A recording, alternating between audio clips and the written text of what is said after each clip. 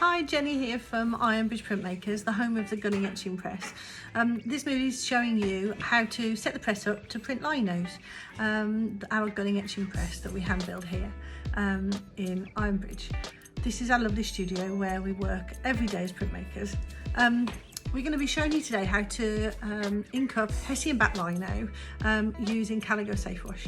If we use traditional oil-based ink, we will treat it exactly the same. So if we want the ink stiffer, we'd add in magnesium. If we want to extend the ink to make it more translucent or just to extend it, we'd add the extender in. This is the magnesium powder that I'm showing you here. It's a brilliant powder. It takes a little bit to get into the ink, but it is absolutely brilliant. It does make the ink stiffer. So if you're doing viscosity printing, it's brilliant. So we're using Caligo Safe Wash. Usually when Caligo comes out of the tube, it's brilliant. We can just add a bit of extender into it, which really does help. Because I don't want, when I'm printing my plates, I don't really want the colours to be very solid. I don't want them to be a little bit translucent. Here I'm inking up using the spindle roller. I love spindle rollers, we make them, but I like the hard one because the hard one doesn't put that much ink on. So you can get really crisp lines. If you use a soft roller, also beautiful to use, but after several prints, the ink tends to almost kind of run down the lines. Can you see this? This plate is perfectly printed and it's printed, it's ready to go.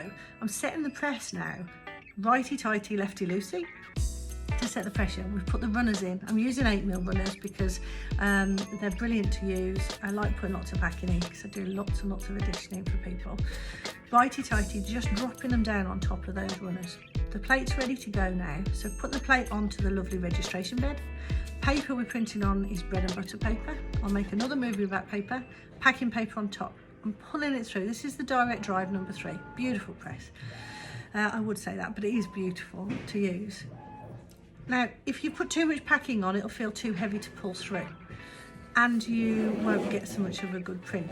If you put just the right amount of packing on, look, you get the perfect print. But now I'm going to do another print, paper you're printing on top of the paper you're printing onto. I'm putting packing paper on. There's a lot of packing paper because I'm using 8mm thick runners. But I'm going to pull this through.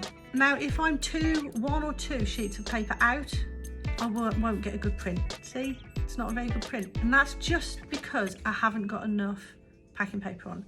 I'm probably using 2 thicker runners for that plate, but you can use that. This is a bad print. That's a beautiful print. So the basic principle is too much packing paper will feel too tight to pull through and you'll probably end up with slightly messy lines. If you've got too little packing paper on, you won't get a good print. It'll be almost blotchy. It's just the right amount of packing paper and you'll get a beautiful crisp print like that. And again, if you're using a roller that puts on a lot of ink, a really soft shore roller, and you've got the right amount of packing, you still might get a bad print.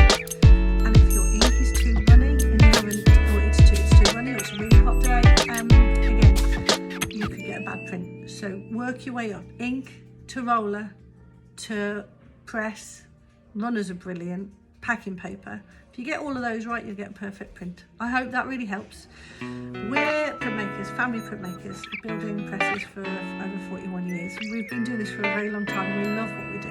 We are here to help. So if you guys, any of you out there have got a Gunning Etching Press, or you need any help, just give us a call. All right, thanks ever so much.